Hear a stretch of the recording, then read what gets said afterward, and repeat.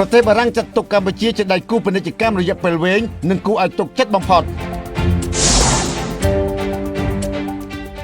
រដ្ឋាភិបាលបារាំងបានចាត់ទុកប្រទេសកម្ពុជាជាដៃគូពាណិជ្ជកម្មរយៈពេលវែងនិងគួរឲ្យទុកចិត្តបំផុតគណៈដំណើរទស្សនកិច្ចរបស់មន្ត្រីជាន់ខ្ពស់បារាំងមកប្រទេសកម្ពុជានៅថ្ងៃទី9ដល់ថ្ងៃទី10ខែកក្កដាឆ្នាំ2026នេះគឺមានគោលបំណងដើម្បីពង្រឹងទំនាក់ទំនងសេដ្ឋកិច្ចជាមួយកម្ពុជាឲ្យកាន់តែល្អប្រសើរបន្ថែមទៀតតាមរយៈ Page Facebook ផ្លូវការរបស់ស្ថានទូតបារាំងប្រចាំនៅកម្ពុជានាព្រឹកថ្ងៃទី9ខែកក្កដាឆ្នាំ2026នេះបានលើកឡើងថាប្រទេសបារាំងនិងប្រទេសកម្ពុជាកំពុងកសាងភាពជាដៃគូដែលឆ្ពោះទៅរកអនាគតយ៉ាងពិតប្រាកដ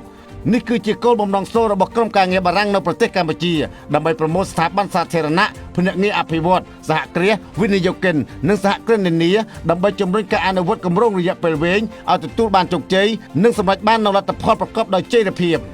តាមរយៈ Page Facebook របស់ស្ថានទូតបារាំងប្រចាំនៅកម្ពុជាបានគូបញ្ជាក់ថាប្រទេសបារាំងមិនចាត់ទុកកម្ពុជាត្រឹមតែជាទីផ្សារមួយនោះទេប៉ុន្តែជាដៃគូរយៈពេលវែងដ៏គួរឲ្យទុកចិត្តមួយដែលភាពជោគជ័យរបស់កម្ពុជាក៏ដូចជាផលប្រយោជន៍របស់យើងផងដែរ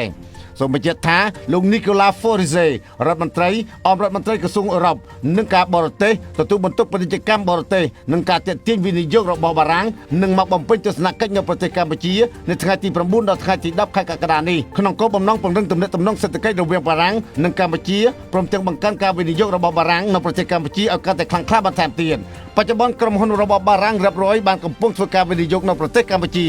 បើតាមស្ថានទូតបារាំងបានបញ្ជាក់ផងដែរថាដំណើរទស្សនកិច្ចរបស់លោក Nicolas Fourier នាពេលនេះក៏ជាផ្នែកមួយនៃការត្រៀមលក្ខណៈសម្រាប់ដំណើរទស្សនកិច្ចរបស់អាយដាម Emmanuel Macron ប្រធានាធិបតីបារាំងដែលក្រុងនឹងមកបំពេញទស្សនកិច្ចនៅកម្ពុជានៅខែវិច្ឆិកាឆ្នាំ2026ខាងមុខនេះផងដែរ